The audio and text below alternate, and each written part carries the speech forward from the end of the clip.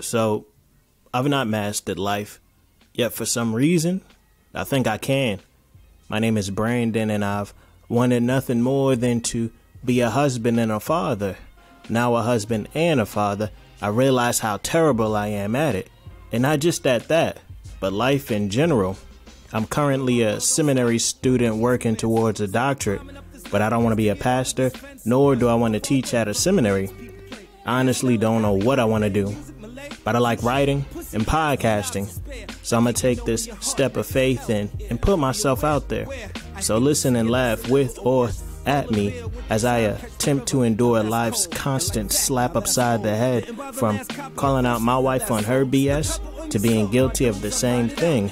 I'll be discussing a range of topics about life in order to have genuine talks about our screw-ups. The goal is to grow and mature while having some fun in between. Join the conversation every month with people from different walks of life to discuss how we're doing it wrong. Life better. Money be the worst. Be your equal. See the people wait before the purse. Doing it. All right, grace and peace, guys, for tuning in to another episode of You're Doing It Wrong. My name is Brandon. Last month, had the honor and the privilege of chopping it up with my guy Pat Jr. His album came out November 6th, if I'm remembering correctly. I thought I knew. On all streaming platforms. Don't just stream it. Go ahead and buy and support good brother, man. Just quality music. Not just because I know him, but I've heard it, listened to it. Just a great album. Very relatable, very personable, very introspective. Just a really great body of work. And I know Pat put a lot of time and effort into that. So please, if you haven't had a chance, go listen to the episode and go, more importantly, go buy Pat's album. You definitely won't be disappointed. But I am glad to be joined this month by some more brothers who I'm just grateful just to have the honor and the privilege of knowing. My brothers Sandy and Nate. These guys, when I come up with these topics, I'm always thinking, what are people, knowing them, I guess, would be the first thing, and knowing what they like, what are their interests, and trying to center a conversation around that. And these guys, I know them just for just taking really good care of their bodies, something that I admire so much because I'm terrible at that, especially for Sandy. I think we have just a really good connection because my father, he runs. He's just an athlete himself. I wish that would have just got passed down to me, but he just runs and runs and runs. After like a certain age, it's called masters running. And so he just loves it. He just recently, I want to say retired maybe a couple years ago, but he has a couple, I want to say world, if not U.S. records, and I believe either the 800 or the mile, just very, very good in this age group, I should say. But just if you looked at him, you couldn't tell that he is as old as he is, but shout out to him and just the discipline that it takes just to get up and train and work out. I wish that was something that was passed down to me. But Sandy is another one who just runs. I think just competed in the 5K, if I'm not mistaken. Yeah, that's right. Yeah. I what's only like 3.2 miles or something to that effect. 3.1. 3.1. Yeah, it's 3.1 too many for me.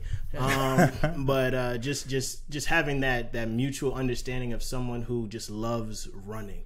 And just having a respect and admiration for that, and just what discipline it takes. And then my brother Nate, like, he's got on green because it's fitting, because he looks like the Hulk, man. Like, if you were to shake this brother's hand, and I'm not a little dude, but sometimes I gotta shake it a little firmer because I ain't soft. But this guy is just arms, shirt too small, just arms busting out and everything. But I believe, if I'm correct, went to NC State and was the shot putter. Discus. I was close. It's all good. Yeah. You did shot put, right? I did. I was better. I was better at discus. Yeah, but I did. You were right though. So you're right. NC State did the discus. So just someone just shot. takes really good care of his And body. he's All-American. Oh, please, let's not forget that. Yeah, it's all right. Shout out. Yeah. So just two just gifted people who love taking care of their body and understand the importance of it. And even right now, on the side. And I think you want to do it full time, personal training. Yeah. Because you were just telling me, I want to put all your business out there, that you were just doing the fast. and that you're like, hey, I know there's all these diets and fads that are going on, and I don't want to just be, recommending things to people that I haven't tried myself. Right. And so it's just really dope just to see you actually taking it very, very seriously and saying, hey, if I'm going to recommend something, I'm going to try it myself. But how are you gentlemen doing today? And again, once again, thank you for coming through on this rainy Tuesday, man. Thank you guys so much. How are y'all? No problem, man. I'm doing good. Just chilling, relaxing, ready to talk about wellness. I think that's a good way to put it, wellness, because usually when we say health, we kind of like compartmentalize it to one thing or another, but we want to talk about wellness in its entirety. But how are you doing, Sandy? I'm doing great. I'd like to know from you, before we even jump in, what number white guy am I on the podcast? Yeah, you're number one. Not the first one. There's no way. Yeah. Bro? Yeah. Wow. You're not the first white person, but you're the first white guy. Lizzie was the first white person. Okay, gotcha. There you go. Thank you for the clarification. But yes, I want to have a diverse guest at the podcast. As you can see, diversity. You're real. I'm only kidding. I had to bless these guys. Brandon, tell the people what you said when I came in. Right now, it's pretty cold out. Yeah, it's a cold day. It's like the first truly cold day of the fall, and had of course with winter right on the corner. Temperatures in the 40s dropping. Yeah, I don't mind. Some mixed I don't mind shit. I think I was just about to say something to that effect now that you brought it up. Now, I hate doing stereotypes because, especially as black people, we hate being a stereotype. But that's the funny thing about comedy, and especially if you've got listening to a lot of the new comedy specials, with Dave Chappelle, where they're coming really against this, cancel culture and all this stuff where a lot of times people just can't take a joke. And while we understand there's a lot of sensitivity going on, but sometimes you gotta let a joke go. And usually, it's tough, especially if you're a white guy. When I listen to this guy, I don't know if you guys are familiar with Brilliant Idiots, Charlemagne and Andrew Schultz. Well, this guy Andrew Schultz, he's really popping when it comes to comedy, but he's someone who definitely can get misconstrued, but he has just really, really good jokes, and it's my kind of sense of humor. But I definitely judged Shandy when she walked in because it's pretty cold, and I've been out today, and I bundled up, and I had my daughter Autumn with me, and we had on a hoodie or something like that. And so it's it's cold, but it's not two jackets cold. So when Shandy came in here, he had on this fleece jacket with another jacket on it, and I was like, that's usually white people got on shorts and sandals on, even when it's raining. Right. And so I was like, what's going on here? That this brother is bundled up, because usually white people don't bundle up. So that was just really Vision really Church weird. Has started to really take grab of my wardrobe. So I just want to throw that out there. Yeah. So Sandy is one of the handful of white people who come to a predominantly black church, and so we can definitely see how those things are rubbing off on Sandy where he's bundling up. But nah, yeah, that was funny. So all that to say, it's great to be on here. I didn't even all take day, man. right off the bat. No, it's fine. I just had to go there. I appreciate but it. it's exciting. I'm honored to be on here. This will be my second time.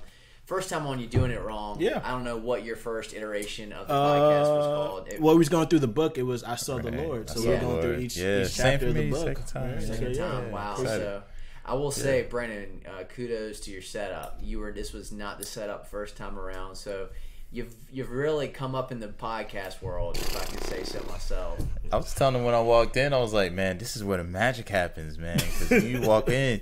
I mean, when you walk in and set up, and then when I'm watching it, I'm like, man, he got this junk all the way nice. Man. I like but the funny thing is, it's literally in my living room, and we can just see the couch, and my daughter in her room just yelling and screaming. Has Pastor Jerome been on yet? I want to get him. There we go. I want to get him. But I mean, and then having Pat Jr. Man, that's a big one, right? That's probably got some listens. I would hope so. Do you track the listens? I don't want to be disappointed, so no. Okay. No. Talk, but no, I think we even had that conversation when we were talking about this whole health thing. But we'll get to that. But to answer your question, I haven't had Pastor Jerome. I do want to have him on. I remember the last time you were here, you called him out. So hopefully, if he's it'll listening, come back. If he's listening, that's why you need to edit that. my one question for you, and then this is all. No, you're fine. You're fine. If you could have one person on, like anybody, to come to your house to be on the podcast, who would you have? So the thing is, I'm running out of people from Vision Church. No, I'm saying like in general, anyone, period. No. I got you. Yeah. And the reason that I brought that up is I don't want to have people who share my worldview on this podcast. Totally. But the fact that these past episodes is just I'm working with what I can. But I want to have someone who thinks completely different from me. So it doesn't have to be anyone famous, but I want to have someone who's actually maybe struggling, someone who thinks completely counter to me, someone who will stretch me, who will have me. Because that was the point of this, where you're doing it wrong was just kind of self-reflection on my own life. That just in all aspects of my life, that just whether it's just being a husband, being a father, being a friend, going to church, that I haven't mastered anything, and just trying to be real with myself, because most people aren't real with themselves. Most people think, they stuff smells so good and it don't stink. But I realize it does stink, and I'm not trying to, just be self-deprecating, but do it in a sense where I understand, hey, I need to grow and mature, and just having real conversations, because a lot, especially at church, and that's why I love Pat's album so much, because he has this verse where he says, and I apologize, Pat, that I'm butchering it, but he says something to the fact that, wearing a mask is my skill or my talent, that I've become so proficient at wearing a mask in front of people. And it's like, dang, that's so real. Yeah, especially it's a lot of within people's church. testimony, man. We just go and we wear a mask, and we were just talking about it earlier. You go to church, hey, how you doing? How's everything? Everything is good. We're blessed. Exactly. And all in the real time, just struggling. Yeah. Yeah. So the conversations I want to have are with people who don't think anything like me. I love that. I not throwing any shots at anybody, but I don't really like, especially when Christians, just talking to Christians.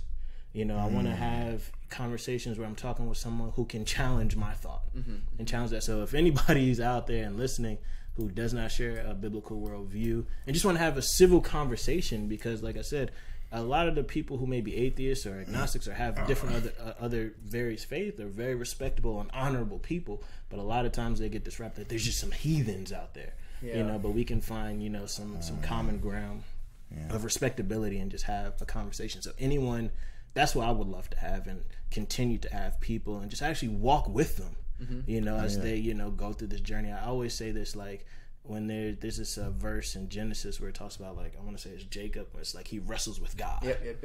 I love that, because I feel like that's our journey, just a constant wrestle, that it's never going to be like I've arrived. I'm always wrestling with God, always wrestling with him. If I can take an analogy one farther, when they wrestled, he jacked up his hip as a reminder constantly that he had wrestled with God the rest of his life. So it's like, man, he knew that his life intersected God's by the fact that he had to walk with a limp from then on. No, that's real, and I don't think most people picture the Christian walk as that of wrestling. Like, I get upset at the Christian limp. Yeah, the Christian man. Wait a minute. I like all right, that. y'all, that's Sweet my victory. new podcast, The Christian Limp. Y'all go ahead and check me out on my spot. Man, but I appreciate that. I appreciate you asking me that, because that's ultimately what I want to cultivate and foster. And I think it does fall into that understanding of wellness, because especially as Christians, we're so geared of, like, I gotta save your soul, and it's like we're so focused on that we ignore a person's entire person of who they are, that they just become a statistic. Right. Or even like because I came out of Liberty University, and not to throw any shots at them, but it's very like numbers, and not just them, but a lot of churches are very numbers oriented. How many people can I get to fill the seats? But it's like, that's not the true testament of a healthy church. Right. How are your people growing and maturing? That's the true measure of a healthy church. But before we get there, I definitely wanted to start, because like I said, the thing that I noticed about you guys is just how you take care of yourselves physically. And even though it's I see that, but I think it even goes to further this understanding of wellness, because there's the principle of discipline. And that principle of discipline should pervade all of our lives. Right. And I may be disciplined where it may, and I don't even want to say that because I don't think I am, but most people would look at me and say, hey, you're disciplined in your studies, you get all these degrees, you're disciplined in reading, this, that, and the third. But it's like, that doesn't always translate into other areas of life.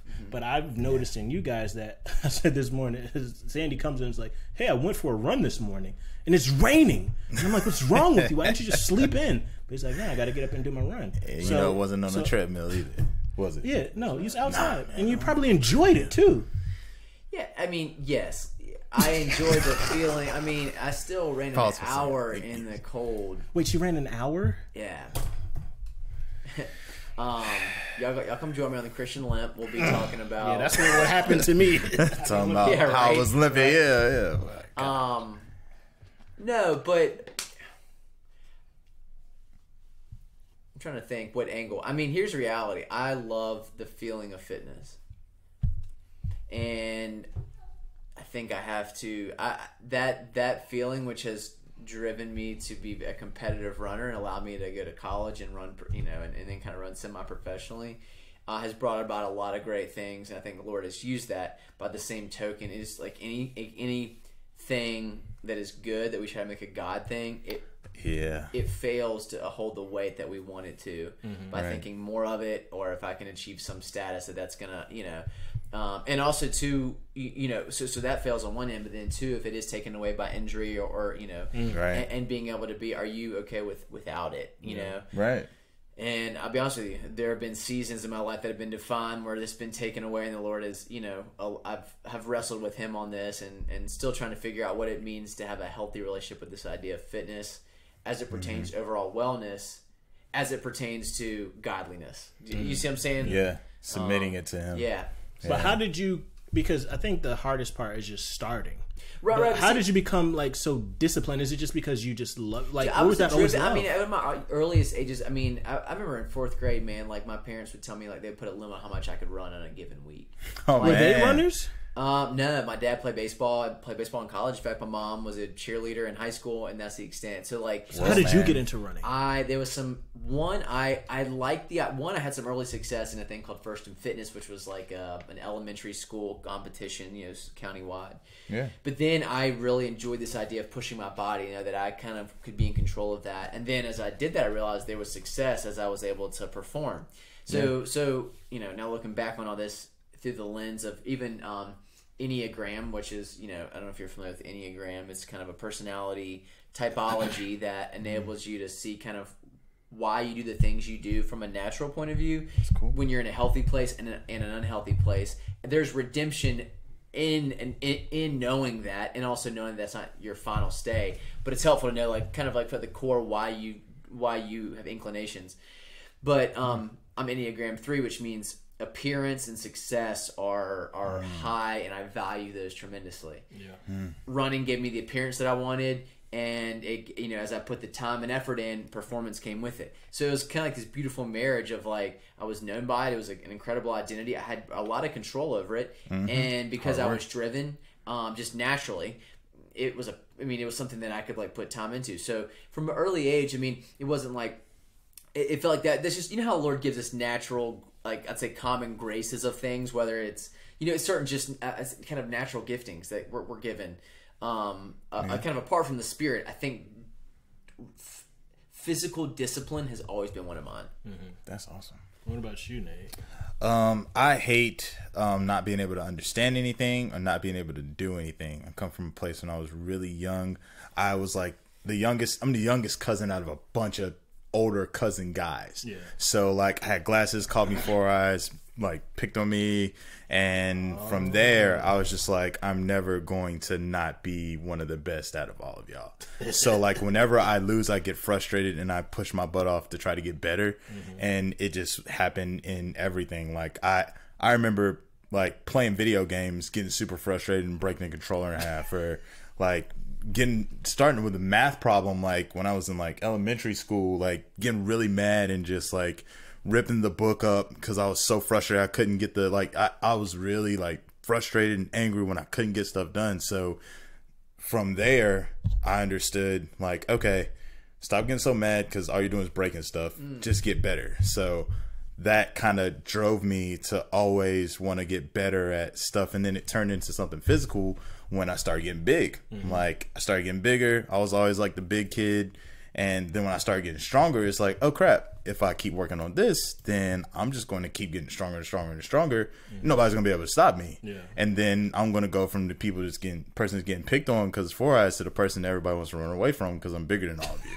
So it's just like that. Like I was super frustrated when I didn't understand anything or when I couldn't do anything. Like that devastated me to the point where I would try as hard as I could to get better. And that's where it came from. It just manifested itself physically because I just became pretty huge, like just because of genetics, and then just kept on taking me forward. Yeah. And because I have the exact reverse story of y'all. So, and which is weird because, like I said earlier, my father, he was very athletic. I remember he told me he had actually a tryout with the Mets. He was very good. He did a lot of sports, basketball, baseball. He did track. He swam. He's just very athletically gifted. And when I was younger, so was I. And it's just weird because growing up where I grew up, just playing basketball was just like a really huge thing. So I played basketball like all my life. Always been pretty tall. Always was skinny too. But because I was always active, I kind of took that for granted. And then even like I remember even in high school we did like the vertical jump test, and my vert was like 37 or something like that. So it was just like always like, ooh, I had that. But then like you don't realize, bro, that was the prime of my life. And it's like if you don't hone into that, it's like it goes away. And yeah, man. I remember one time my father, like I was playing basketball at a church league, and he'd be the only parent there, so that's already like just awkward there. But he was like telling me to stretch or something like that. And I was like, yo, back away. I'm not stretching. And when you're young, you really don't have to stretch. Right. But he's just trying to discipline me just to do that. And it's like now 30 years old, where it's like, yo, I can't go and not stretch. Like I have to do that because I was always active. Even in like college, I was active. We'll go to the gym and just taking so many things for granted. And just walking everywhere and not necessarily having a car. Like, you don't realize how technology just makes you so lazy. Where I can just drive everywhere. Yeah. And then I got a job where I'm just sitting at a desk. And then even like, I would go to college and I would just like eat hamburgers every day.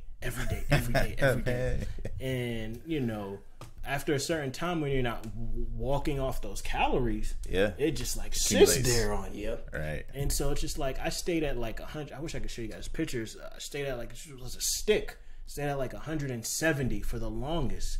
And like right now I'm like, and I'm being generous, maybe 236. Just being generous, and it's like, I don't want to be that huge because I remember like just because I would even like look at NBA players and be like, oh, I want to be at least like 205. I think like D Wade was like 215 or something like that. Oh man, and it's just crazy. Having wanted to be like an ideal size because I was always so skinny, but now it's just like, oh my goodness, and like wanting to, like you said, have that look, wanting to do that, but matching it with being disciplined. So what would your advice be to someone to just like how to cultivate this discipline that you guys have? Like, what would be that advice that y'all would give? You got this one, man? First. I mean, I just like running, man. I get up and I run, and I just run some more, and then it feels so good. Whether it be diet, well, I'll relate it to diet. Sustainability and something that you can do over the long haul is important. Yeah. Which means that, you saying I'm going to go crush running for like a month leading up to a race might be helpful, but I think like having just something that you can always, something that's like you can see yourself doing this exercise or this kind of formula or this routine on a long haul is important. It's kind of like it's like a diet, right? Like you can rock it and lose a bunch of weight, but if you don't have something sustainable when that diet ends, you're gonna balloon right back to where you were. Yeah. Right. Yeah. So I think that on one side you have to have something sustainable, right? So that like in terms of intensity, life, and like match that up with like lifestyle, like what you can actually get to, whether it be a gym or a group or whatever, group fitness. Yeah. And I think that leads me to my second point. If you don't have a natural inclination that you're gonna do it regardless, like quite frankly for me, it's like apart from like a lightning storm or something that's going to be detrimental to my health, I'm going to run. Like, it's not even in question. And quite frankly, I wish that was the case with sometimes with like the same way I view like studying the Bible. I'm going to do it regardless. Right. It's not optional. Yeah. Oh man, but with that's running, good. it's not. You know what I mean? Like, it's not. Like, I'm just going to get it in. Know how much I have to get every day, and like, when I wake up in the morning, right before I go to bed, I know like I'm getting up at this time. I got this routine, and I'm gonna do it. It's not even. It's just like that. It's just in secondhand. So if you don't have that kind of drive, which I'm not. I feel there's a lot of people who are like me. So I don't feel. The other. You need to have a group, right? And I think that group fitness or having some sort of accountability is important. Yeah. Just because they're like with anything, our bodies desire homeostasis, right? Like, they don't want us to actually get up and get off the sofa and do something. They want to sit like so to know that there's accountability to fight like that. I don't feel like doing this is huge. Even if you know someone's freaking waiting on me, I have to meet. I just so I don't disappoint them, or they got up early, I can't not meet them. Yeah. So that group, whether it be one other person in a personal training or whatever, or like a group fitness kind of situation, I think those are really helpful for just building habits, right? Because they say it like takes like 6 months or something to build, for a behavior to become routine, or for a behavior to become a habit or something, something like that. So, question would be, what are you putting in place to help, turn a behavior into a habit? And I think having people that hold you accountable and you're meeting and growing and moving towards a goal with is important. Yeah. Oh man, so you spoke towards sustainability, man. That's my thing. Like, my saying I always say when I start training people is start low, go slow. So you start at something that you can do easily, like knock it out. And if you don't know if you can do it easily, then you experiment. You figure it out. Like, oh crap, this is too much. Let me not do this anymore. And then you start really low, and then you just gradually add more on. So if it's like, man, I'm going to walk on a treadmill at 2, and I'm not going to give any incline. I'm going to do that for 30 minutes every day. Cool. Eventually, you're going to be like, this is boring. Right. I have to go a little bit faster. All right, cool. I'll go a little bit faster today. Nice and comfortable. Eventually, if you keep going a little bit faster, you'll eventually get to like 5, and you'll get to like 6, and then 6 is nice and fast. You're like, oh crap, let me put the incline up. I'm going to go even faster. I'm getting tired of running. Let me go do some bicep curls or something. Like you're starting really low. It's really comfortable. And then you just constantly get better and better. And that's the way your body works anyway. Like, you build up a habit, and then as your habit is like solidified, then you gradually get better and better. And that's the first thing. And then what you were saying, if there's a group of people that you're accountable for, then you're going to go do it. Like, accountability is huge. Whether you're going with a group of people, or if you just say like, yo, hey man, I'm really going to, somebody that you trust and that you love and that loves you, hey, I'm going to work out. And I'm going to really work on my health, and I need you to hold me accountable. Or even if you say I'm going to do it, chances are next time you meet up with them, they'll be like, hey, how's that going? Like, oh man, I ain't did anything. Like, dang man, you said you were going to do it. Yeah, well, I didn't. Like, yeah, I care about you. You should do that. Oh, all right. And then that accountability is it's there. Right. Period. And then honestly, too, let's be honest, like, how much I'll be honest with you, there are times where running is just miserable. That's my thing. I run, right? Yeah.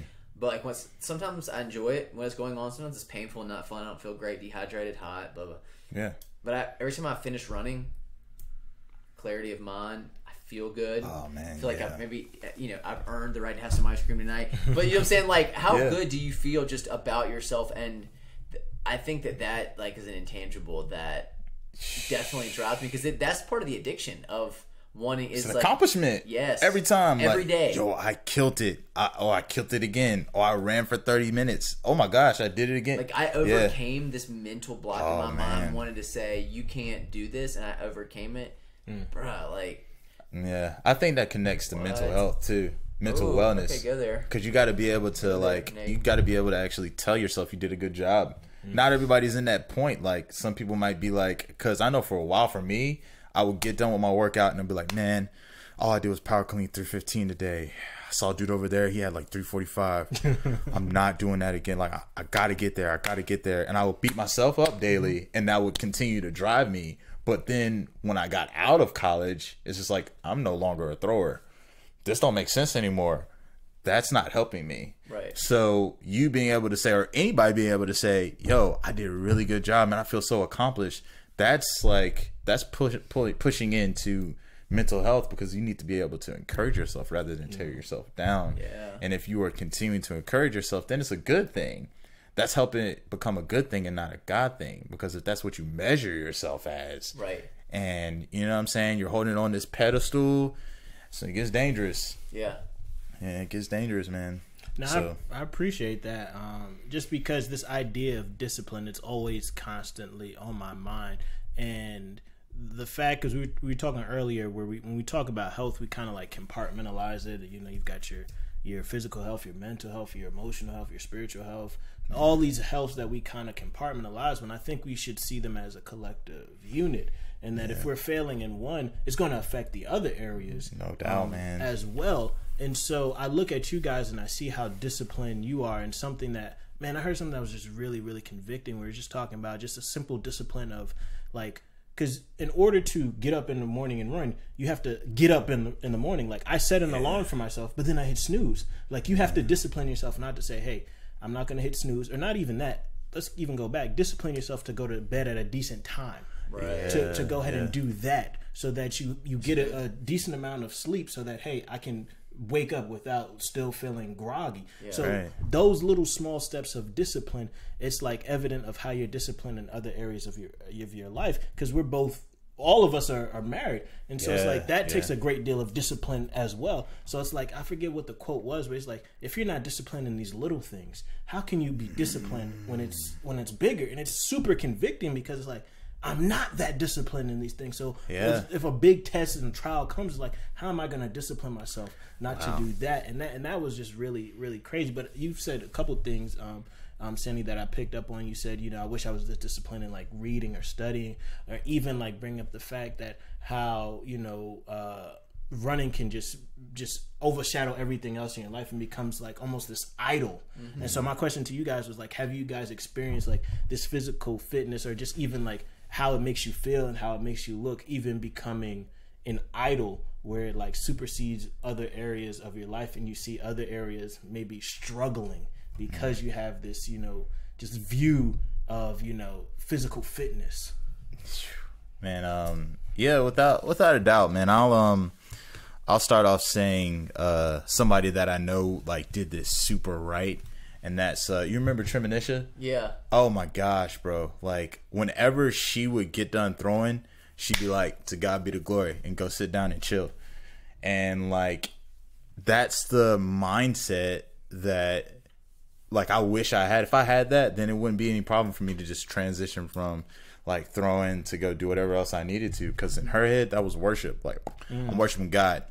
Ain't worry about none of this stuff. If I do good, cool. If I don't, I'm going to glorify him in everything I do. So I'll start off by that, because it's like, if you got that mindset, then you don't have to worry about it overshadowing anything else. What about you personally? Me personally? Yeah. Man, yeah. Like, it's without a doubt. Like, after I, what is it?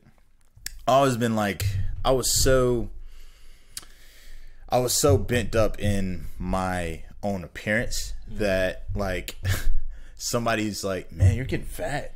And I was like, I am? But it was after my first year of college. I was lifting every day, and I could squat 400 pounds, like, easy. Like, it was feathers.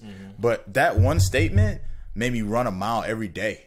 I wake up in the morning early, run a mile, work out, boom, boom, boom, lost all the weight. Cool. Got back to school. Coach was like, what are you doing? You're not going to throw like that. You're skinny. Go eat some pizza. So it's like that kind of, my appearance jacked me up. Like, I could have been a whole lot better had I not have focused on my appearance. And not only that, like, after college, it's hard out here, man. It's like, I think it's the name, after you get done with college, and that athletic, waking up every day thinking about, like, that was my thing. Like, I am a track athlete. I'm good at it too. And that's what I'm good at. That's what I do. After that, it was like, oh crap, so who am I now?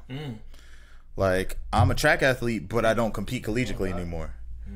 Oh man, so where do I compete at? Oh, I can compete. No, I can't compete anywhere because I'm ineligible to compete. And I'm not good enough to throw with the big leagues, so where do I fit in at? Even within college, it'd be like, you know, I work out every day. I have my obligation to the track team, but then I didn't really think about my career. I was like, yo, I want to do math. Yeah, math, cool. And it's like, well, why do you want to do math? Shut up, man. I'm really good at track, so leave me alone. I'm doing math. I'll do the classes. I'm going to pass because I'm smart. And we're good. But it beat me up because I didn't think about my future. I thought about how good I was doing in track. Oh, this is great. But then once the future hit me, it's like, oh, crap. I didn't think this through all the way. Now I got to live with it.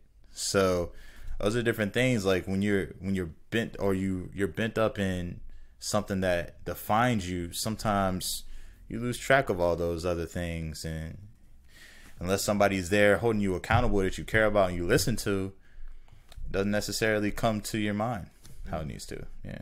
So what about you, Sam? Oh yeah, I mean, when so much of your life there's a correlation with, you know, your physical fitness and discipline and success, whether it be by getting a scholarship, winning a race, getting your name in the newspaper, hitting up on social media. Yeah, man, you learn that the merit is it's nice. Yeah. So it's easy for that. And then it's so easy. And you know, I've been a believer since like 4th grade, but man, like it's hard not to view God in light of that performance drivenness. And 2, it's like hard not to try to get God to co-sign kind of like what you want in terms of like, I'm going to go after these things. God, thanks for giving me the talent. Come alongside. Yeah. Oh, I'm injured. Oh, things aren't going well. Lord, let me come running. So I think that's part of it too. Is trying to figure is the self-awareness and the spirit, just the conviction on that stuff. Which is for me, it took a long time because for the longest time I saw my efforts success. My efforts, success. My efforts, merit. My efforts, scholarship. My efforts, state championships. My effort, you know what I mean? Yeah. And so, like, that becomes a correlation, a very strong correlation in your mind.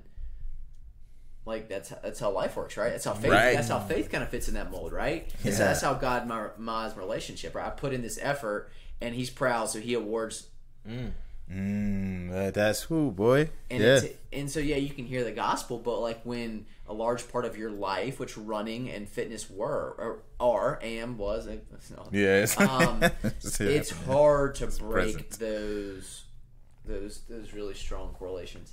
And man, I think I'll probably spend a lifetime really battling that, just because during my formative years, I saw how directly tied to what my heart really like at a flesh level yearns for, which is self-recognition, self-promotion,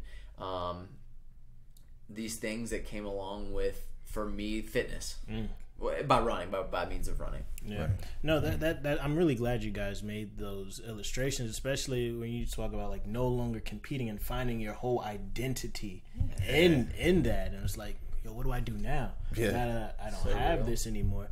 And then even with you saying like just connecting it to like just works righteousness, right? Where it's like I put in effort, I get success. I put in effort, I get success, and it's like that runs completely counter to the gospel because you can't do anything to earn any kind of merit or any. It's primarily on someone else's effort and merit and not your own. So it's very humbling. Where it's like I can't do, because you, like you were saying, I put these mental blocks where I said I couldn't do it, but then I could. And there's a healthy balance of that. But especially when it comes to life, it's like no matter how good you do, you know? Right. So if I can jump in real quick, in the past year, my favorite documentary, and this probably shows some of my whiteness, was Free Solo. Has anyone seen this by chance? Of course not. Yeah.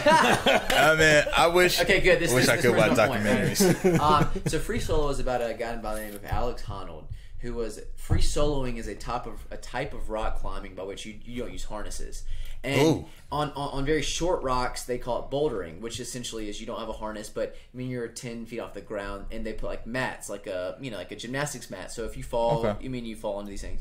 Free soloing is you're doing epic climbs, and we're talking 100, 200 feet, where if you did fall, like a good chance you're gonna die, right? Yeah. And so he free soloed. He's been the only person ever free soloed this very, very challenging 3,000 foot rock face out in the Yosemite called El Capitan, and so, or El Cap is what they call it for short. Anyhow, I did a documentary on it. It's incredible. It took a little under 4 hours, and he's doing it. And it was incredible. And I left. I mean, just his single hand or his single mindedness when it came to this. I mean, he was dating some girl. He almost dumped her because she was getting in the way of like, his physical feat. That it took so much of his emotional and physical. And he spent years trying to accomplish it. And it won like was it Grammy, Emmy? I don't know. What is it? Grammy, I believe, is what it was for like a short documentary. Or for Grammy's music. Okay, so not Grammy, not Emmy. Was it Emmy? Is Academy? I don't know. One of those. Academy Award. That's what it was. Yeah. Okay. Yeah, there you go. Good job. I have no idea. Not Nate, Brennan. You don't get credit for that. yeah. I don't want. But anyhow, there was. So what I took away from that, this really cool film, which was a documentary, so I loved it. Was like, man, this guy was rewarded for the single-mindedness that he placed towards this one physical feat, which I'm sure, if he's honest, wasn't what he. I mean, it was incredible. No one's ever done it. I mean, it was like a physical barrier that no one had. But he was rewarded for this single-handed, single-minded, single-focused, and so much of like, I feel like there's so much affirmation in a worldly sense of like going all in on one thing and seeing like, yes, achieve, go after that, like don't have balance. As long as you're going towards this goal, as long as you're getting close to it, as long as you're trying to, like, we're affirming that at whatever cost, right? Like, it's like, oh man, my marriage is disaster, but man, I got this. Or man, it's like, yo, my private life is dark, but publicly you see me going for this epic goal, so like, awesome. Yeah. And at what, you know, so it's kind of like, man, at what, like, that's why faith, I think, is so important in this discussion. And why I think, you know, Paul tells Timothy, right, in 1 Timothy 4:8, right? Or so is that Timothy wrote? Do we know? Timothy wrote to Timothy, right? Yeah, correct. Where he says, "For physical training is of some value, but godliness has value above all things, holding promise not only in this life but the life to come."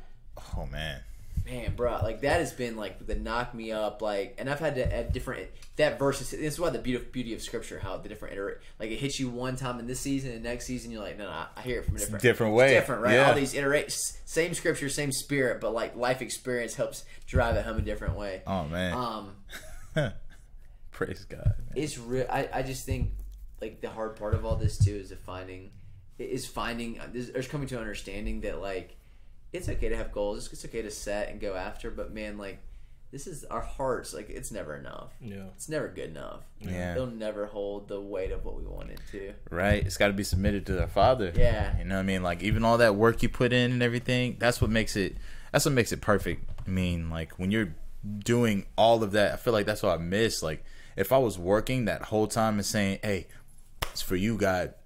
All this that happens, this is straight up for you," then, you know, I would have had peace no matter what. Like, even if I sucked completely, like some of the best competitions I've ever had, I've cried, I've prayed, I've sat there and just listened to like Andy Mineo or something before I threw, and then just said, "Bump it, let's go, God," and I'm like, throw super far, but I don't care because His glory goes to Him either way. Right.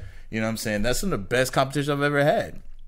But looking back on it, it wasn't the reason why it was so good is because it was for His glory, not for mine. Right. So I mean, yeah, that's like the thing. You tie that in, and that's just what it's about. Yeah, and I think once you lose focus of that, because I've heard you mention it too, where it affects your mental health because you like just start to doubt, and it's like, what's going on? All this effort that I put in, I'm not getting the results. And even I remember one time you were talking, I've witnessed it. The times when you're like, I just got injury after injury after injury, where it's like you couldn't do what you had loved anymore, and it's just like, God, what are you doing? You know, this is something that I love, I'm passionate about. Why are you allowing these things to happen? And just, you know, just messing with just like that. And again, talking about it in a complete sense, because now that you're physically, you can't do what you want to do physically. It just messes with you mentally and spiritually and emotionally. And that's something that I've seen. I was telling you guys earlier, just this idea of mental health coming to the forefront and us having more conversations about it and wanting to not be one of these people of just having a trend, because our pastor, he actually touched on it, especially in the church. I don't think I've ever heard a sermon preached on mental health, and it wasn't this type of thing where it was because the culture is talking about it, I am. And again, once we were off the mics, we were saying how, just from my opinion, I feel like the church is like behind so many things, where it's like the world will start talking about diversity, And then all of a sudden, churches, we've got to be more diverse. Or even like this idea of wokeness, where it's like, oh snap, now we've got to be woke. And it's like, why the church is always like playing second fiddle when we should be like leading the forefront? And it's the same idea with this mental health thing. It's like we've heard people in the world talking about mental health, and now the church is. And that's no shot at anybody, because I think the sermon series we were going through, we were talking about the armor of God, and we got to the helmet of salvation. So it was very applicable. It was very applicable in the situation. And then what ended up happening was our brother Sandy was able to grace us on the stage and preach a word. Let me see if I remember what it was called. It says, when life doesn't make sense. And you kind of piggybacked off of this idea of talking on mental health. How was that, preparing for that sermon and addressing such a heavy topic? How was that? Oh, yeah. I mean, well, the sermon was a public proclamation of what had been happening in our marriage, right? In the sense that, like, something that my wife and I had gone through, or still, right? I don't want to speak as if we've passed. Right. And it's kind of been like a kind of like our family verse for my wife and I, right? So it's 2 Corinthians 4, I think it's 15 through 17. It's in that ballpark. But it says, for these light and momentary troubles are achieving for us an eternal weight of glory that far exceeds them all. So we fix our eyes not on what is seen, but what is unseen. For what is seen is temporary, but what is unseen is eternal. And so I was really wrestling with this idea, and still to this day, I mean, right, like we preach a sermon like we got it in our spirit, right? But the reality is that's a lot of times only the beginning workings out of what the scripture, of what that word has for us, and also too what the Lord may bring into our life once we preach it. Okay, let me be oh man, no doubt, yeah. But I think the Lord had been preparing that, but preparing me in that as my wife has wrestled with OCD, obsessive compulsive disorder, and kind of what they would call, and again, a lot of people think it's like, man, you gotta change, it's about organization, and those are some of the manifestations of people, but a lot of it is these kind of intrusive thoughts that get stuck, and people have a hard time filtering those things out, and so they really, it's like it overtakes them, and they come to think that's who they are, or that they've done something, or that like, have you ever, I mean, just for an example, and I might have mentioned this in the sermon, but have you ever been in a room and you're like, man, what if I just yell at a curse word right now? Or if you're like in a big auditorium, if you're like, yeah, no doubt. I mean, maybe not. Or if you've been on a bridge, you're like, what if I just jumped right now? Like, right? No, yeah, without a doubt. Yeah. I know I have, right? And so to think about that thought, and you're like, well, that would be a suicidal jump, or like that would just be, why would I yell like the F word out in this like auditorium at church, right? That would be like really like messed up, right? Right. But then you kind of like, that's crazy. I don't know why I thought that. I mean, crap. Yeah. I just wanted to try it. Yeah. No, it wasn't even that cool because it wasn't really a curse word. Well, we had Pat on here, and I think I met her a curse quota. Oh, really? So okay. Shout out to Pat. Yeah. Thanks, but keeping it real, I appreciate that. But so with someone with OCD, let's just say, that's kind of a silly thing to think about. But for them, they may think, oh my gosh, the fact that I had a thought about jumping off a bridge means that I'm suicidal, and because I'm suicidal, I don't want to live, and like I hate life, and so they sort of think, I probably, like next time I see a bridge, I'm going to jump off. And so the thought just kind of continues to simmer, and they can't filter it out. It just gets stuck. And so they think on it, and then they're like, I mean, and that's just a small example, but you could play this out in a lot of areas. Yeah. And so this is an area that my wife has really been, has wrestled with, and it led her to her having to step away from her job, and really in our first year of marriage being in a spot where she was going through some really tough spots, and but the Lord used that, right? So but going back to the verse, like, man, how do we see something as light as momentary? When you're in the middle of it, it feels like anything but light. It feels very, very weighty, very heavy, and you don't see an end to it. Yeah. And you're like, Lord, what are you achieving through this? I mean, like, yes, we're supposed to, glory in our sufferings because of what it produces, or consider it pure joy, right? James says, but it's like, when you're going through it, these are really realistically things to like preach to yourself. But God is still using that. But so let me just kind of go full circle with the sermon prep. It really had been something we've been wrestling for 2 years, that had brought us to a place that there was a verse that I think kind of encapsulated, and my wife was cool with me being able to share some of that, because I do think God got a lot, and has gotten glory out of what has happened. But we have to preach ourselves to ourselves daily the truths that we don't feel and or believe are playing out, right? Like we don't think anything. It's hard to feel or see that there's anything being achieved by all the pain and suffering that you what deal Paul with is saying is light momentary difficulties or light momentary trials. Because for Deanna, like this is at points a life or death thing, and therefore for me it becomes that too. Right. But you know, I do believe that God has brought that as a part of our testimony, and so, but let's be honest. I mean, the cool part is as we've shared. I mean, I can only begin to share some of the feedback that I got from even just being able to share that in the sermon, of people being able to say, I mean, that we've experienced that. I'm going through that. I didn't know the name to that, or you know, and so it's like, man, like we're gonna and I think this is one of the Satan's greatest ploys is to keep these things under wraps, right? Keep us But quiet. even this morning, I was telling Deanna, and one of you guys who are more spiritual than I am can tell me where it is. And it's in one of the Corinthian letters to the Church of Corinth. I don't know if it's first or second, where it's like none of these sins or these struggles are uncommon to man.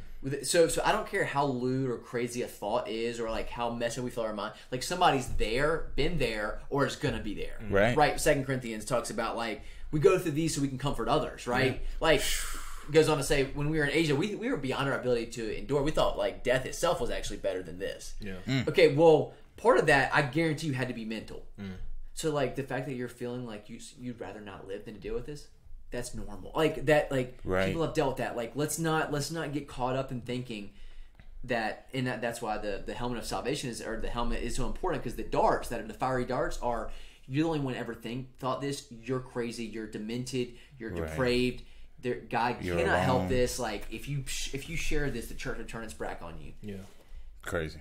And man, fighting that, that's a fact. The church has got to be on the forefront of that. No, I definitely appreciate that, because it highlighted two big things: is this idea of mental health and that how prevalent it is, not just out in the world but in the church, and it is something that needs to be talked about. Because again, like you said, you're talking about OCD. My wife got me into like Monk. I don't know if you guys talk about white shows. You ever watch Monk? Or no. Like I put it back. I am familiar. No, but Monk, he's like this detective who had like OCD, and he would like just be touching stuff. And so that's all you like know of OCD, or just people who just have like these nervous tics and stuff like that. Yeah. But not realizing that OCD, you know, is like a mental thought. It's like I can't even filter out this thought, which is like really crazy. And just kudos to you for just being there to support your wife. Yes. So kudos to that. But I definitely wanted to ask this question, especially all of us here are married. And I was saying earlier how it's not only we've got to be mindful of taking care of ourselves, but even looking out for our spouses, and not just their physical well-being, but again, like their mental well-being, being their rock, being some sort of stability for them. How has that been for you, Nate? Just, you know, looking out and taking care of your wife's wellness. Yeah. So I struggle with that, man. I often a way that I beat myself up a lot is like I'm not a good leader, because and it's not a bad thing. My wife is very organized. Has everything set up most of the time. And as far as the structure, she got that junk down packed. Me, not so much. I'm just like, all right, I know I need to do this. Boom, boom, boom. I'm gonna knock it out for myself. But as far as the structure for our whole family, she kind of takes care of that. So with that being said, it's extremely hard for me. Like the rock that I am is totally and completely wrapped up in scripture.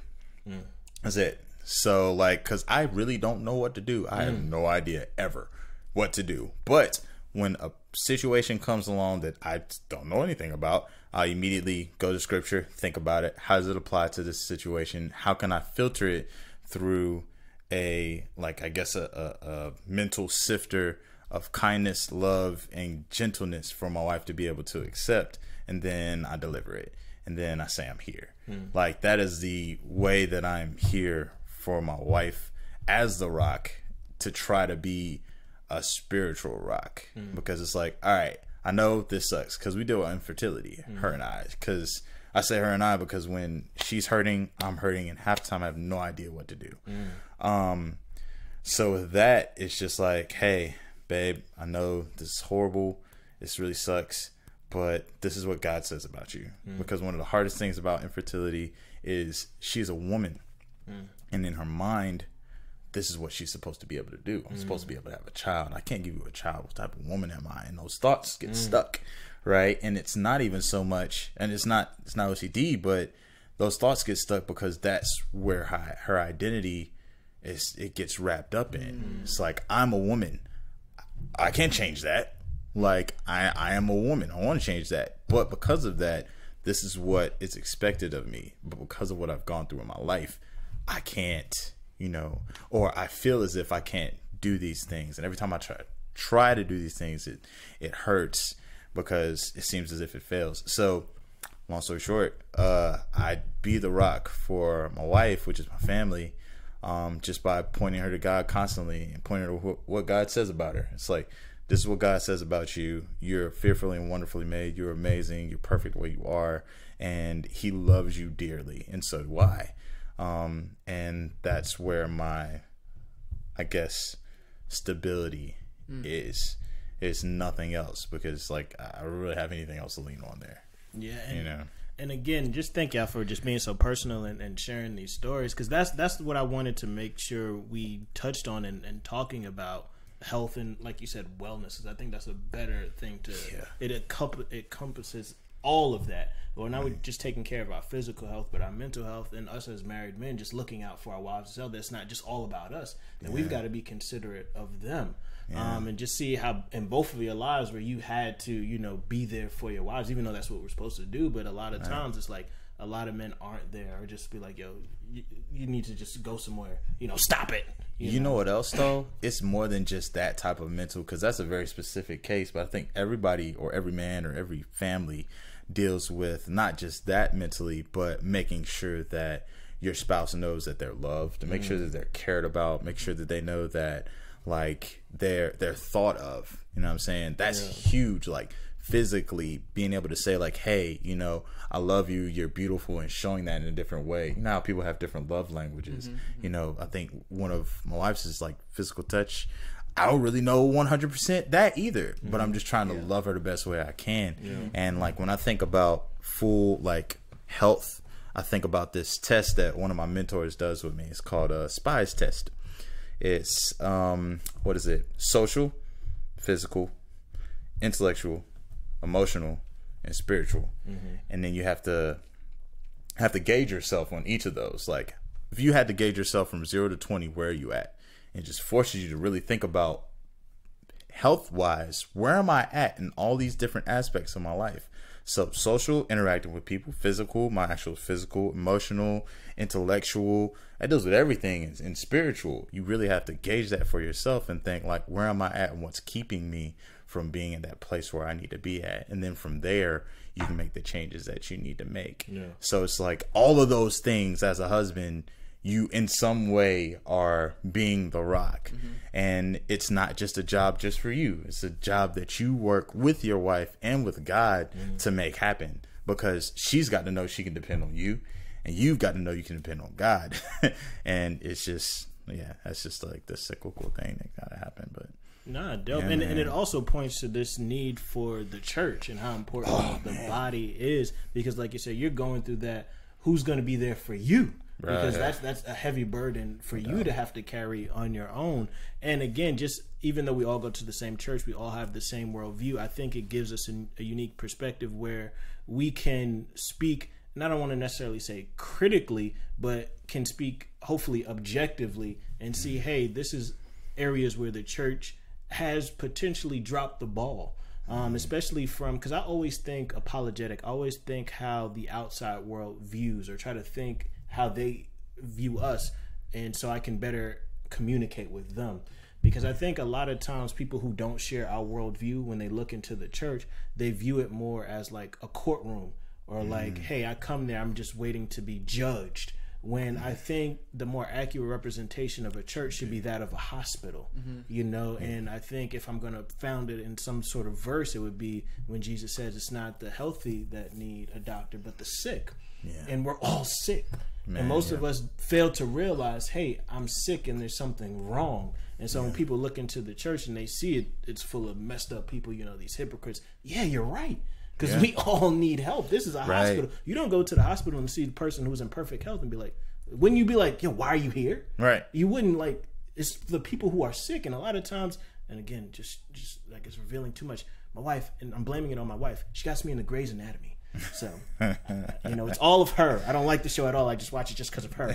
But I actually kind of do like it. But I kind of like the show. Show's dope.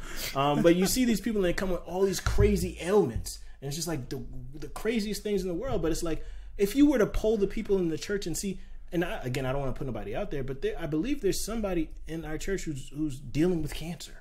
Who are dealing with all these afflictions, and it's just like, wow, this is crazy. And not just going based off just physical ailments, but just spiritually, just broken. Just a lot of brokenness that's being dealt with. And the purpose of the church is to help to maintain that wellness. It's not for us to be like, you're sick, get out. It's you're sick, come in. You're invited in. And just trying to have that idea or that cultivate that environment of, hey, we understand that you're sick. So am I. I need you to come in, and that's also been just a struggle for me as well, because I was telling you guys earlier where a lot of times in church we see this community aspect through Acts. The people get saved, and you just see they like sharing things and needs. And I think hopefully I'm not misusing the text. We always think like, tangible things, like if someone was in need of something tangible, but I would think just community, just whatever you needed. Hey, you need somebody to talk. I think one of the biggest things we can do for someone is just to listen to them. It's one of the best things that we can just do is just have someone who just listen to me, just, hey, no judgment, just listen to what's going on, because like you said, just having these crazy random thoughts, it's real. I asked you guys earlier, because this is something personally that I'm going through, is, you're in real estate, you do, physical therapy. I said, who do you guys have? Do you guys have someone you can go to and not necessarily be a mentor, but someone who you can pick their brain and say, hey, I need some advice. I need, some direction. And each of you said, yeah. And I said, I don't have that. So I'm a biblical studies major. Got my master, my MDiv, working on what's called a THM, so it's more of a scholarly degree, but it's another master's. I literally have my oral defense tomorrow. Have no clue what to expect, what's going to happen, and I have no one who I can go to and say, hey, what should I expect? What's going on? And my thesis is at 150 pages, like 130 content. And it's like, I have no one who I can say, hey, can you review this? Can you look this over? What is that? So it feels like this sense of just going through things alone, just very isolated. And I think because of that, I've put unrealistic expectations on people. For instance, our pastor, and I want to make sure I tell him this to his face as well, where it's like, I felt like I've put an unrealistic expectation on my pastor because he's the only one who I've seen do what I'm doing. And it's not even what I want to do, because I don't want to be a pastor, but he has, a level of theological acumen. And so we can have conversations and it's not going over his head, and things like that. But it's still, I don't have that person whom I can go to, and I kind of elevated him having this expectation that we're going to be so buddy because I've never had that. I got saved later in life, and so I had some friends who I grew up with. I wouldn't call it discipleship, but we went through life together, so we learned from each other. So I learned and I grew. But after we went our separate ways, it's just all on my own, all by myself. So all the stuff that I know is just my own reading, my own studying, this, that, and the third. So it kind of just makes you really isolated and somewhat bitter to a sense, because like, I did this, it can make you prideful, like I did this all on my own. Or it's like, no, I need other people to help. But I had this expectation, especially when I came to the church, that like me and the pastor would be like so buddy. But it's like, we've got a pretty substantial church, probably 200, 250, maybe even more than that, where he's not just Brandon's pastor, he's pastor to all these other people. So it's like, how can I have this high expectation? And then the crazy thing to it, it's like you don't even recognize your blind spots, because I literally get to see, our pastor maybe for an hour once a week, because I do group exegesis. And granted, it's in a different type of setting. It's not necessarily a one-on-one thing. We're helping prepare for, the sermon. But how many people can say that? How many people can say, hey, I get to see the pastor at least for an hour a week? Not too many people. But in my mind, I'm like, well, I'm expecting more from him. And it's like, it's easy just to feel like closed off, because it's like, who do I have who I can go to? You know, who do I have? And I think a lot of it attributes to, you know, us being busy, you know, just running around, just ripping and running, and just so much going on, where it's very unhealthy, because I think the church, we are supposed to be invested in each other's lives. Because if we're going to be honest, a lot of times we cheat each other is just for that moment, beginning and end of service, high and by. Now we have community groups, granted, but even with that, it's like, I know those are my community group. There's people who like, I've never seen you before. Right, yeah. Like, man, Rebecca told the story, and I'm sorry to put your business out there, but they were going to this church for like 7 years, and it was a pretty big church, and they were leaving Kentucky to come here, and they met the pastor. I guess they bumped into him, and he was like, hey, is this your first time? Like, had no clue that they were members of the church. And it's so easy to get lost in churches like that, where it's just like, you know, there's no real connection or anything like that. And so I don't know if you guys have anything y'all can relate, but it's just needing to vent and just get that out, because it's like, man, you know, I'm occupying a space, because like you guys say, hey, you're doing the podcast, you're doing this. Like, I don't know what I'm doing. I have no clue. I'm just on the fly, just winging it, you know. And so it's just like, you know, I don't know what's going on. I don't know what I'm doing. I need help, and a lot of times just feeling isolated, you know. And, you know, not wanting it to affect your relationship with your wife and all these other relationships as well. But it's like, man, that's the purpose of the church, but yet realizing, seeing how the church has dropped the ball too. So have you guys, I guess, witnessed that? I guess that'll be my question. Have you guys like witnessed how the church has dropped the ball, or better yet, so either have you seen them drop the ball, or where areas where you've seen, you know, the church truly living out what it was intended to do as far as wellness and taking care of people? I think I've only been a part of like 3 churches.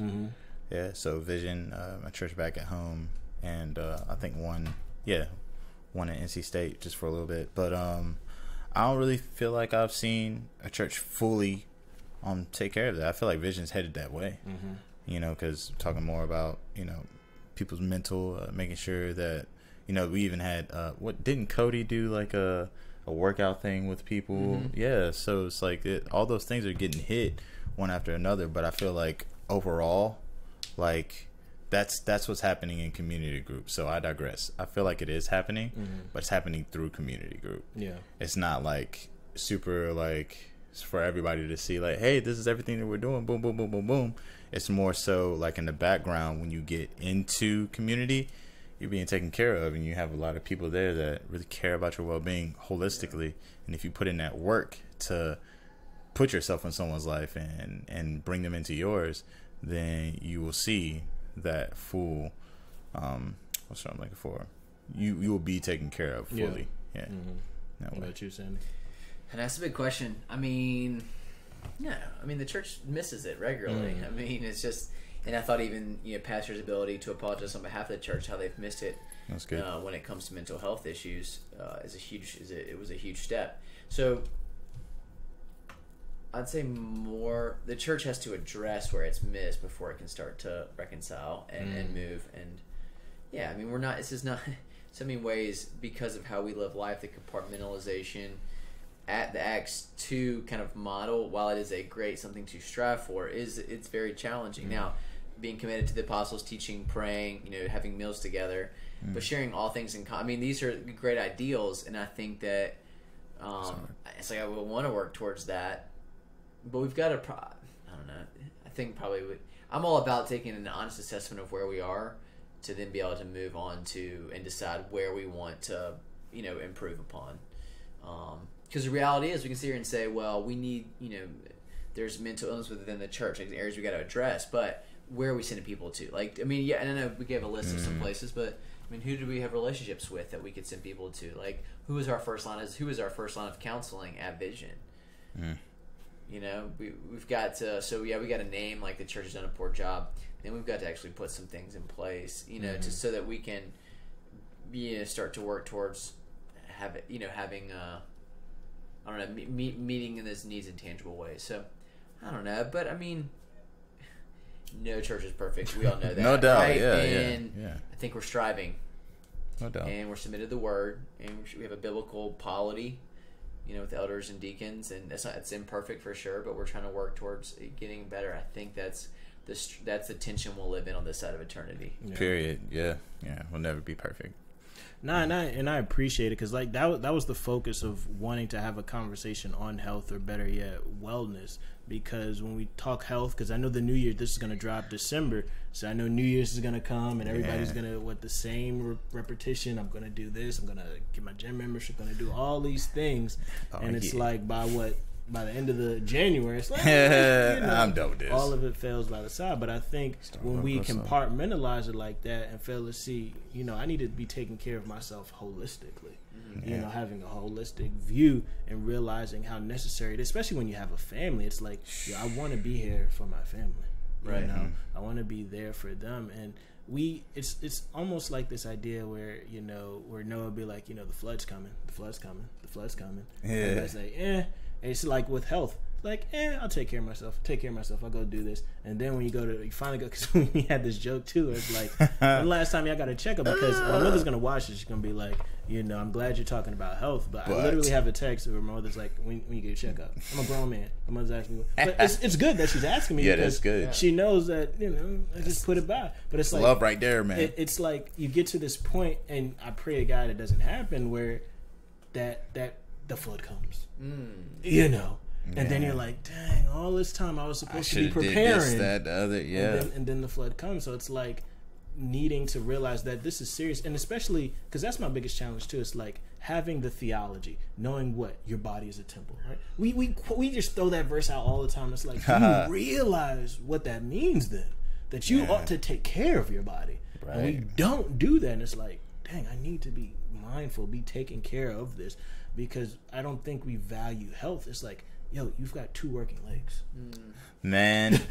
We don't realize these things that we just take so much for granted, our health. Real quick, I will never forget the time I worked out with a guy at Urban Hope. Hope you don't mind, Bahari, if you see this.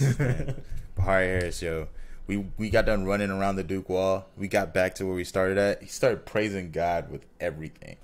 I was like, what? I've never seen this. He was like, thank you, God, for the activity of my limbs. I can walk. Thank you, Lord. I was like, I've never seen this before, man. Like, it's all right, man. We good. But at the same time, I was like, you know what? That's huge. Yeah. Some people can't. They really can't. Like, they're in a wheelchair for the rest of their life. They cannot move their legs. But we can. And he was just straight. Like, I didn't even think about it until you said that. Like, man. Yeah, that's so that's much all that we take for granted. And like I said, it's going to be that moment where it's going to be like, hey, the doctor's going to come. Hey, such and such. And again, I don't know the statistics, but I think probably the majority of deaths are preventable, like health disease. I'm sure. I think that's probably number 1 or number 2, just health disease. Heart disease. Heart disease. Yeah. Heart disease.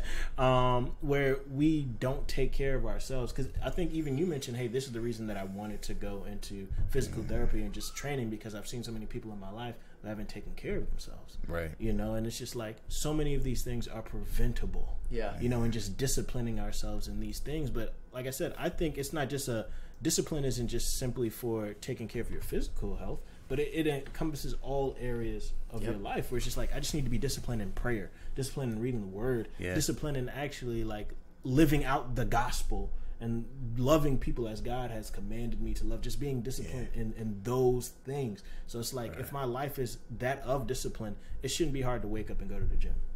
That should be minor. Because I'm disciplined in all these other things. Like when suffering comes, am I going to be disciplined? Am I going to curse God? I'm going to be disciplined and be like, hey, this is where I'm going to find my peace. I'm going to find my rest. And I guess that's what I want to close on too. Because like I said, just as Christians, we're just so busy, man. So busy, where it's like, I want to get to a point where it's like the world looks in on us and just sees community. Because I think that's what the world wants. I think that's what social media is. Community, right? That's what we like. Why are people posting pictures? Like, because they want somebody. Because the likes are going away or something like that, right? Oh, like, man, we just want this sense of validation. We want people to acknowledge, because we post pictures so that other people can see them. Yeah, so you can see we need each other as much as like I love being to myself. I need people. We need Right. we need this community. And the church, again, should be at the forefront of community. Like, we see people where not everybody's, perfect, doing good. No, we got our issues. That's like one of the biggest misconceptions. Just because we're Christians, like, we're not going to clash. We're still human. We're still going to clash. But how do we deal with these things? Yep. Yeah. How do we handle it? And that's the big thing. And so this idea and this concept of rest, I want to leave you guys with, where it's just like, we're all so busy. Like, even my mind is just racing, man, I got this oral defense. I got all this going on. Like, what are these professors going to say? What are they going to ask me? And God's just like, just rest. Just rest. And I think just even on a practical sense, like, how important rest is, because, God rests on the seventh day, and like, why did God rest? He did it for you to realize that you're not God. Do you realize, like, when we go to sleep, the earth still moves? Yeah. Everything still goes. Like, nothing is dependent on us. It's all dependent on God. So he allows us to rest just by his grace. And even if we I've seen people who like try to do these like video game challenges and just how long can you play, where it like has drastic effects on your health and could even cause death. That you were designed to rest. Like, even nature, like with hibernation, like, they're designed purposely for rest, and God is reminding, you're not me. Because there's even a part where, Jesus says, I'm the Lord of the Sabbath. So he's pointing to, like, I don't rest, but you do rest. The Sabbath was supposed to be a benefit for you, for you to rest. And so we just think of it like in a physical sense, but no, it has mental, spiritual applications too, where it just, rest.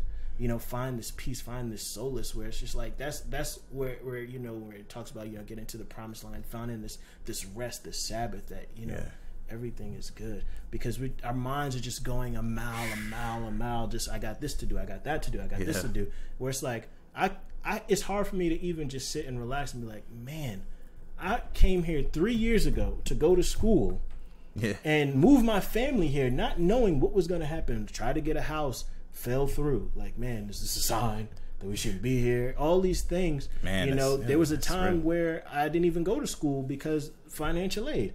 So all these things is like, and now I'm getting to the point where it's like, I'm at the end, and I have no clue what's gonna happen. And it's like, I worked hard, I did that, just trusting that, but even at the same time, just doubting, did I work hard enough? Right? Yeah. Did I learn enough? And it's just like all these thoughts, and it's just like, God's just saying, just rest. Yeah, man. Just rest. And I think a lot of us, we've got so much going on, and we just don't have time to just rest and reflect. And just to, like you said, thank God. Hey, I got my legs. Yeah.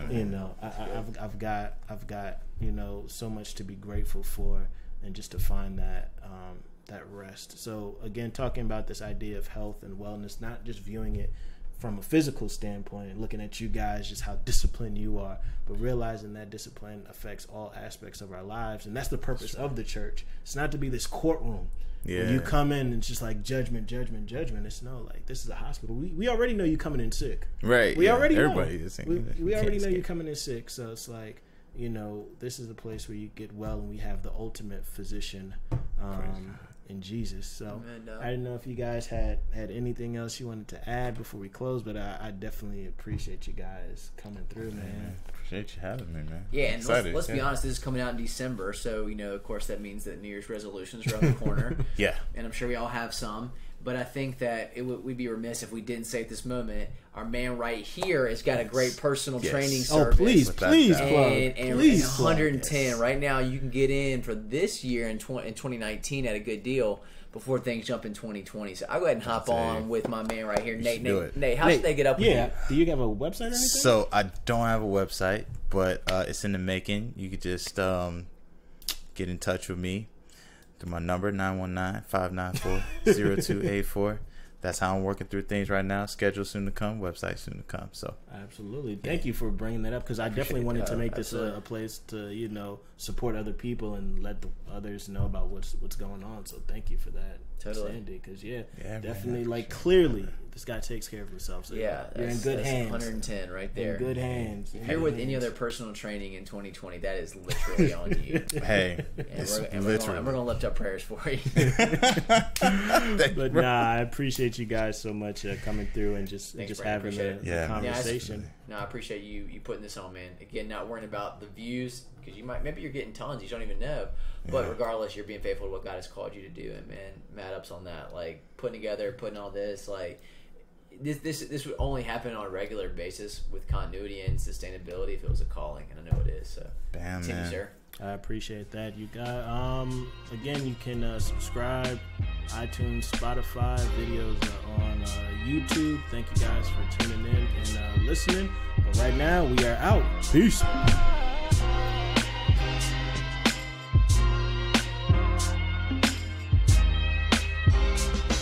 Yo, my world don't stop when the beats commence. Said I'm climbing up this ladder just to get over this fence and run far, far away from the games people play. In this melancholy modern day music Malay, touche. Pussycats with lives to spare that kick you know in your heart, nice as hell here. Be aware, beware. I hate to see you less a liver or worse. Polar bear, winter time, catch the river. Now that's cold, and like that, now that's old. Didn't buy the last copy of this, now that's old. It's the pepper on your salt, my dudes, I grind it out. And the answer to the questions of life, I find it out. With that stress, I walk with access. Be he who Max says, with simple blackness. Cause in the end, God bless us, which is so profound. So I stick to my guns. Urban soul be the sound, and y'all do it.